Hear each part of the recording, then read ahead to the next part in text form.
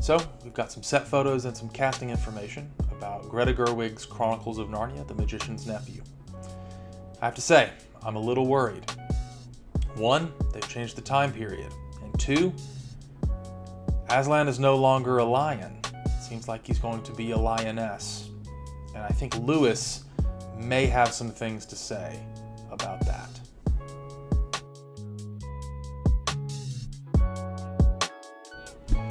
All right, well, without wasting any time, a couple of videos we posted rather late after I recorded them, and so the news cycle on Narnia had kind of already moved on by the time they came out in full, were posted over the last few weeks, and some updates, some changes have been made. They've started filming, first of all, that's big. And with that has come some set photos. But even before that, we'd gotten a little bit of casting information. I have to say, some of them are pretty decent, and I'm not too upset about some of the decisions that were made. Some of them not super thrilled about, and I'm not super thrilled about them for a couple of reasons and to a couple of degrees. So first, let's talk about the set photos. Set photos,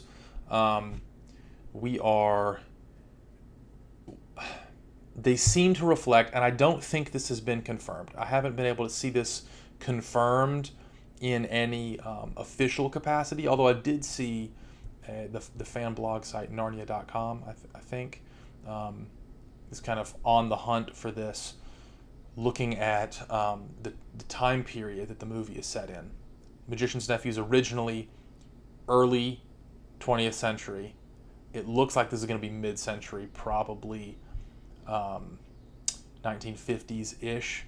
The whole style is looking like it's in that vein. I pulled up some of the set photos that you can see right here. So here we have Diggory and Polly, both looking excited. Well, I mean, Diggory's looking kind of dumbfounded a little bit, but Polly's looking relatively excited. Honestly, I mean, the casting doesn't look bad.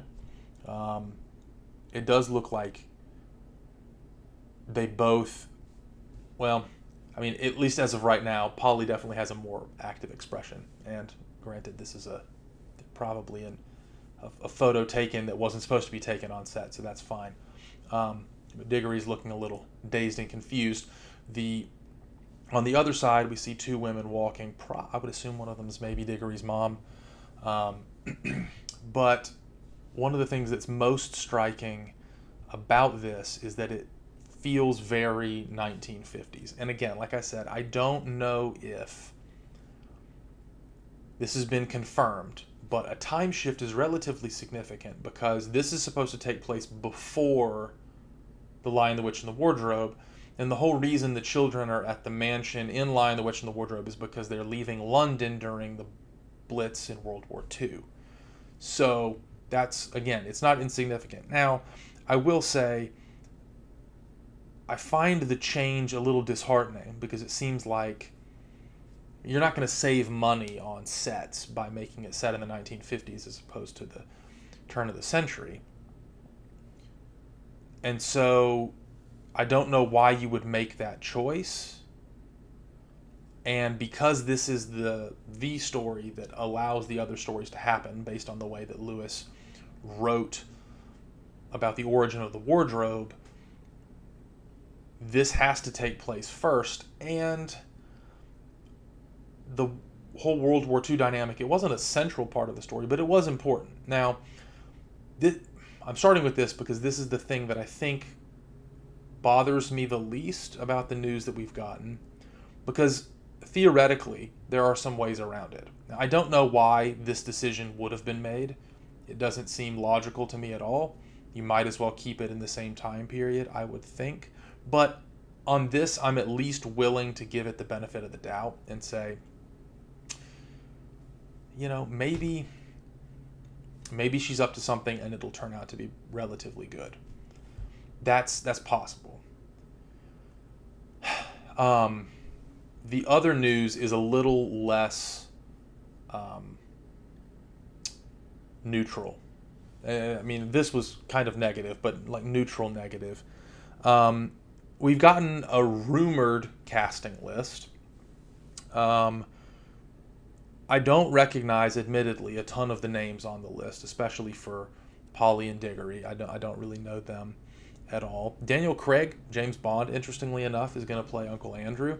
And honestly, he wouldn't have been my pick, and he doesn't strike me looking like Uncle Andrew, at least how I remember him being described in the books. But he's a great actor. I think he does a lot of good work, and I think he can take on a variety of different roles. So I think he could do a good job. Emma Mackey, I don't think I've seen her in anything that I'm aware of. She's going to play the White Witch, Jadis. Apparently, and maybe I have, because I think this is someone who's worked with Greta Gerwig before, and I've seen a couple of her movies. So maybe I have, and I'm just forgetting. But she doesn't look super familiar. The one that has been stirring the pot a little bit, and that I think is going to cause some controversy, and that has me a little ruffled too, is who they picked to play Aslan. And that would be Meryl Streep. Now,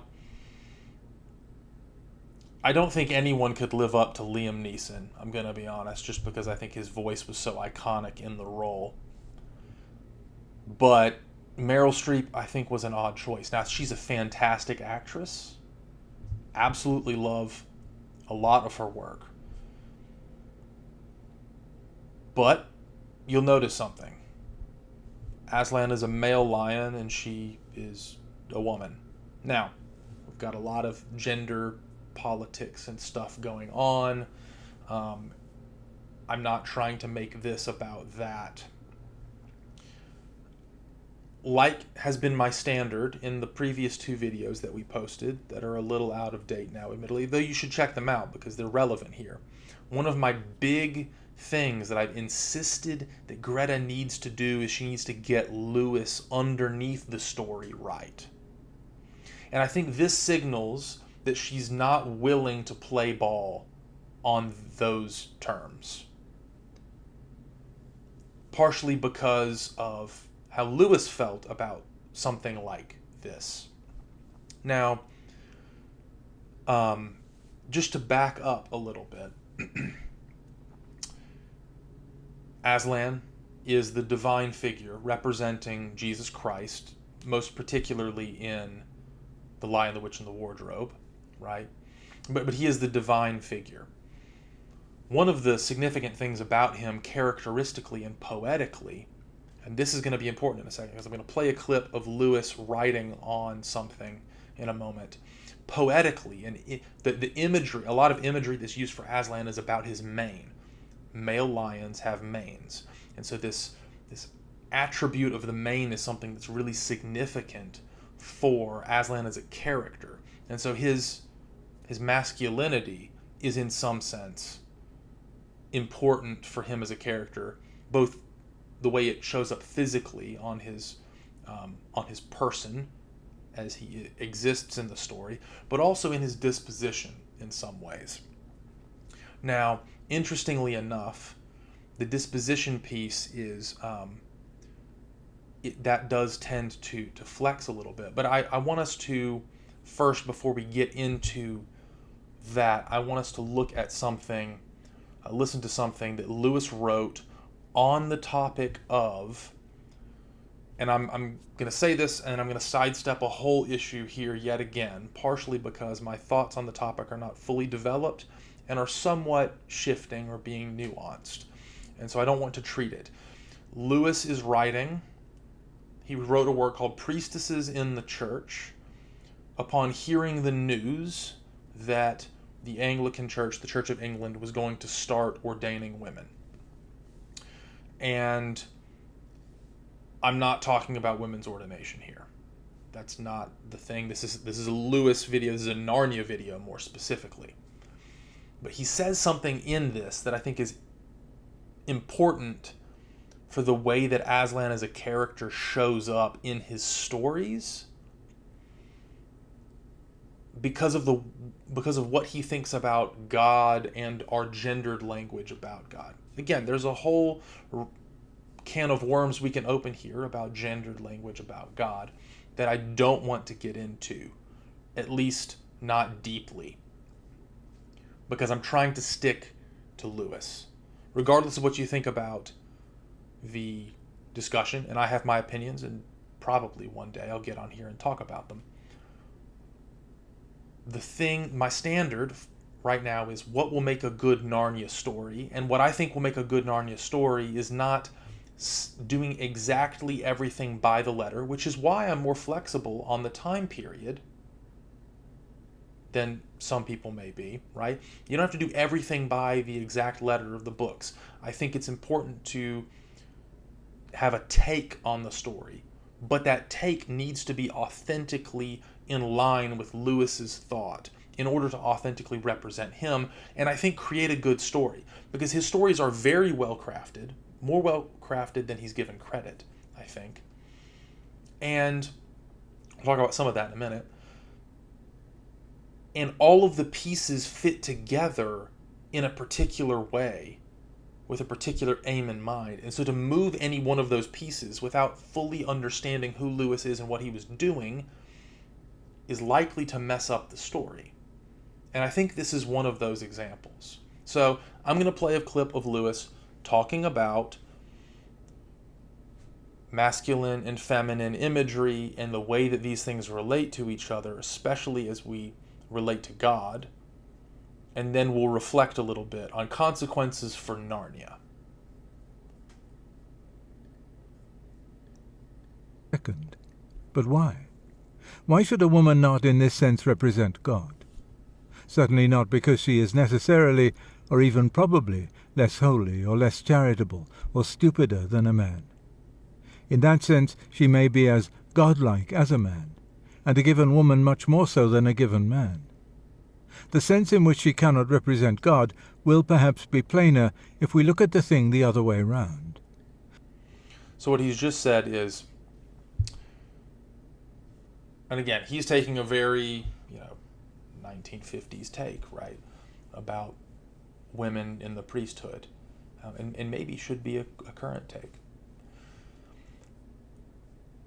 But he's talking about the way that women represent God, and if there can be a one-to-one or even an analogous correspondence between these two things. Suppose the reformer stops saying that a good woman may be like God, and begins saying that God is like a good woman.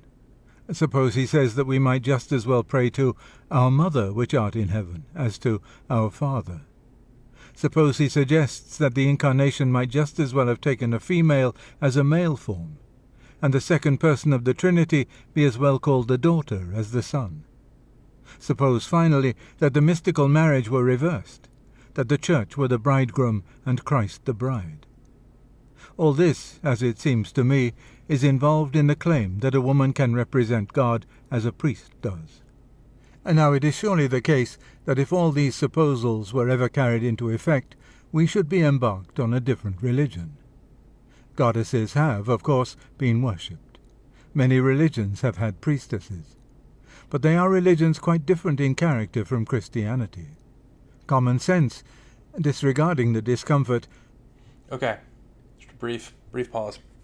So what he's saying is, Christianity has given us a way of talking, and he's going to say this a little bit more explicitly in a second, has given us a way of talking about God, and that way of talking has a character and a shape to it, and discarding that character and shape does damage to the way that we relate to the substance of the thing.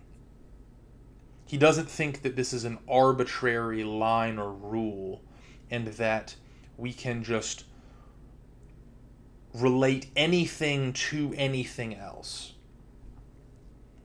Things naturally fit together in some sense and naturally don't.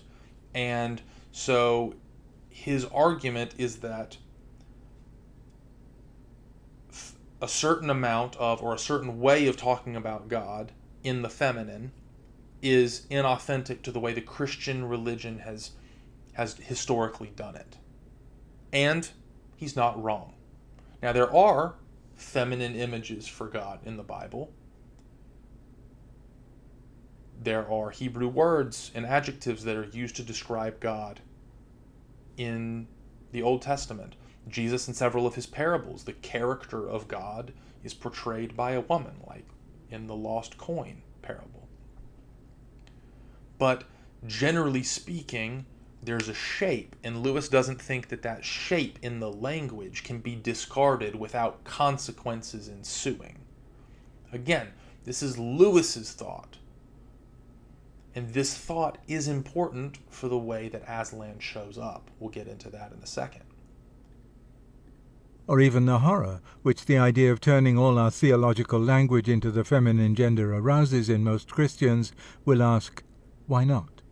Since God is in fact not a biological being and has no sex, what can it matter whether we say he or she, father or mother, son or daughter?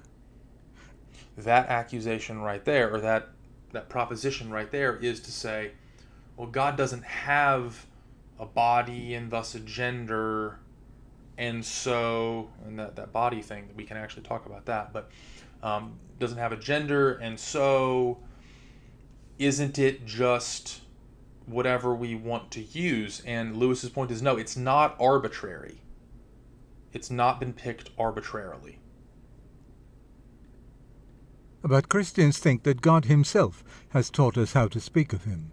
To say that it does not matter is to say either that all masculine imagery is not inspired, is merely human in origin, or else that, though inspired, it is quite arbitrary and unessential. And this is surely intolerable.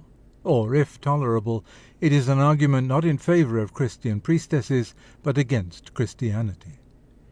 So again, his argument is against the arbitrarity of language when it lays hold of a particular thing, in this case, God.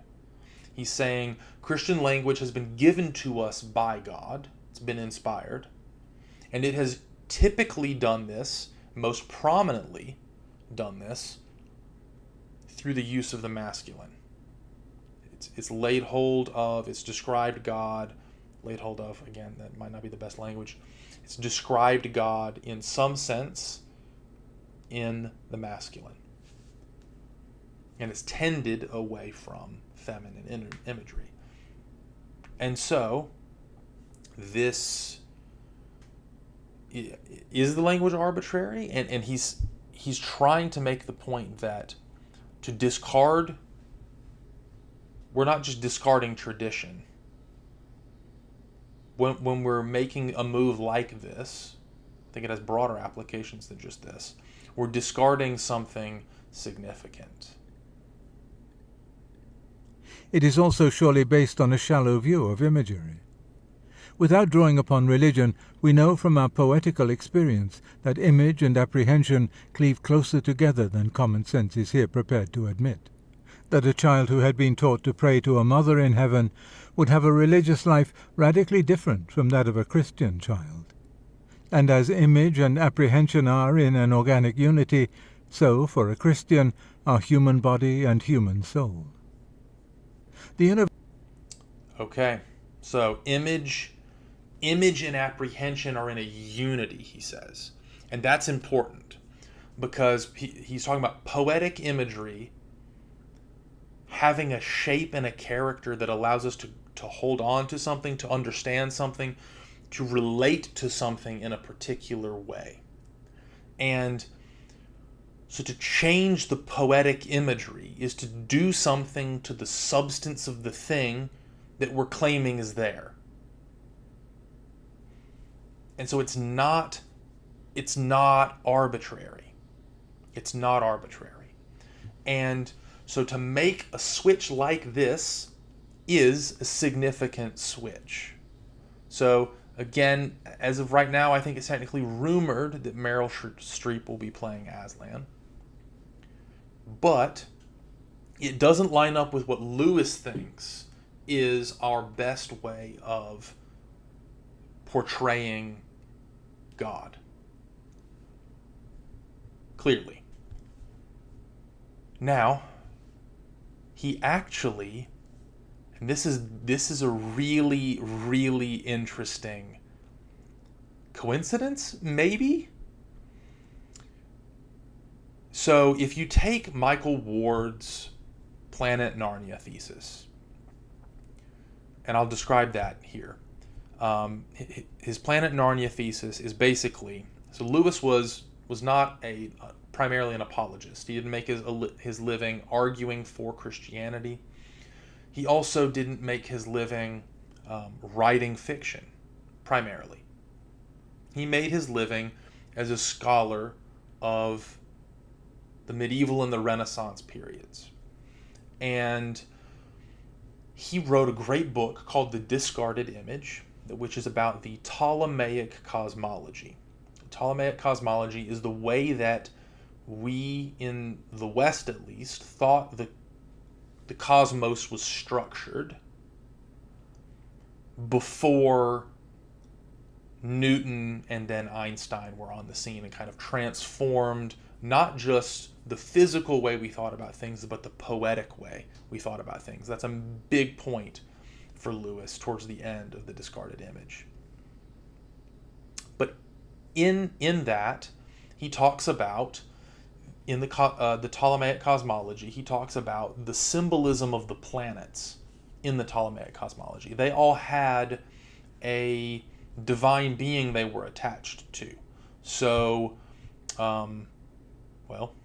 Mercury was Mercury, the Greek god Mercury, or Hermes. Jupiter was Jupiter or Zeus. Mars was Mars or Ares. And Venus was Venus or Aphrodite. You get what I'm going at. Now, Michael Ward's... hold on. Let me back up. Say one more thing. Each one of these figures that were assigned to the planets had a particular set of attributes, a certain flavor to them, an atmosphere that they could conjure with their presence. And this is one of the root assumptions in astrology, actually. And so one of the interesting things that Michael Ward argues, that the major thesis of his book, is that Lewis structures all 7 Narnia books off of one of the 7 figures in the Ptolemaic cosmology, off of one of the planets, thus Planet Narnia. Now, so Lion, Witch, and the Wardrobe is structured off of Jupiter. The Last Battle structured off of I'm going to forget, Saturn, the god of death. And so, everyone dies in that book. Spoiler alert, sorry. Book's been out long enough. Mars is the poetic atmosphere that paints the war-driven story of Prince Caspian, for instance. Horse and His Boy, Mercury, a messenger who runs to deliver a message, who steals some things. Like, this very, very interesting. And I'm very convinced by the Planet Narnia thesis. Well, The Lion, the Witch, the Magician's Nephew, the Ptolemaic cosmological figure that is the atmosphere-defining, image-setting persona of that story, is Venus, a female. And Michael Ward makes a really interesting point in the chapter on that book. Lewis, because of his convictions that we just talked about imagery and God in the masculine, doesn't make Aslan a female lion when he's birthing the world. That's the thing that's happening in that story. And he does some other things to paint Aslan in a Venus-like way. But he doesn't do that. And so it's interesting to me that Greta Gerwig has picked this particular story to do, and then has picked this particular change to make, because it seems like, and maybe she is, picking up on something that Lewis was doing. but it seems as though she's leaning in a direction that Lewis actively leaned away from. And that's, if anything, that's the major point that I want to make. Greta Gerwig is leaning away from what Lewis is leaning towards, and I think that's a problem. So anyway, here's hoping it's good.